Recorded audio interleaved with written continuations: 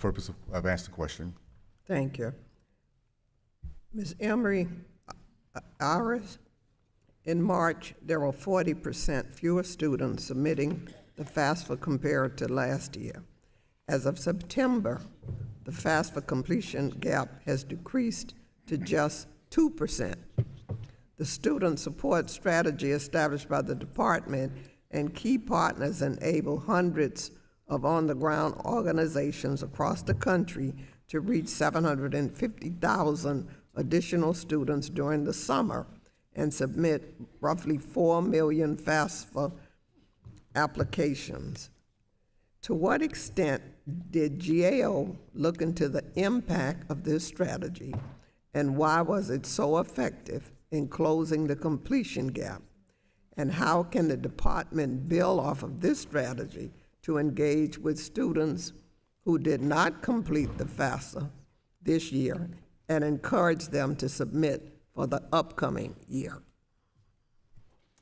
In our work, we did find that education partnered with many individuals, states, school districts, nonprofits, did extensive email and text message campaigns, as well as social media outreach to try to reach those students. And they did, in fact, close the gap significantly. In our report, we mentioned that there were 1.4 fewer applicants in mid-May, and by late August, that had dropped to 430,000. So the department has significantly closed the gap due to those partnerships with those groups, and we think that the department needs to continue community partnerships, needs to continue to engage with the students that have not submitted FAFSA so that they are not left behind and lost. Okay. In May, Secretary Cardona announced robust plans to modernize the Office of Federal Student Aid and its processes and structures moving forward. For example, FSA plans to review its contracts and acquisition procedures to hold vendors accountable for meeting key deadlines, achieving desired outcomes, and providing the best value to the agency and protecting taxpayers' resources. The plan would also develop a new IT innovation team that would bring in critical IT expertise to strengthen FSA's IT capabilities. Did GAO look into any of these efforts for its study? If not, can you provide more context into the decision not to do so? This is for Ms. Cruz-Gain.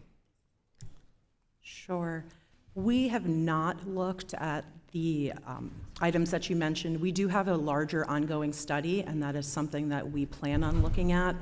What surprised me was the contract that they're currently using is firm fixed price. So there's really no incentive structure in the contract to hold that contractor accountable for being on time, delivering functionality. So that was a bit of a surprise for us, but part of our ongoing work will look at the changes that they're going to make, whether it's in the contract structure or their policies and procedures, to make sure that they're overseeing the contract better moving forward.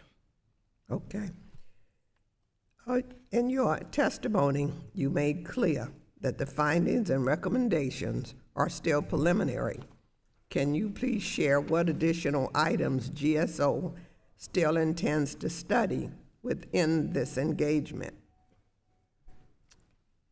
Yes, so we plan to deliver or study when FSA plans to deliver the remaining functionality and what the status of those plans are. We want to look further into the level that the system was tested prior to launch, what testing has been done since the launch, and what testing will be done as additional functionality is rolled out, including for the next FAFSA cycle.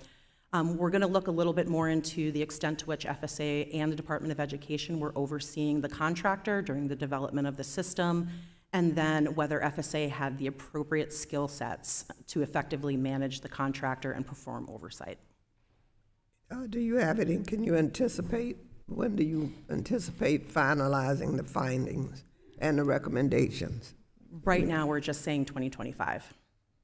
Okay, thank you. I yield back. Thank you. I'd like to now recognize Mr. Grothman from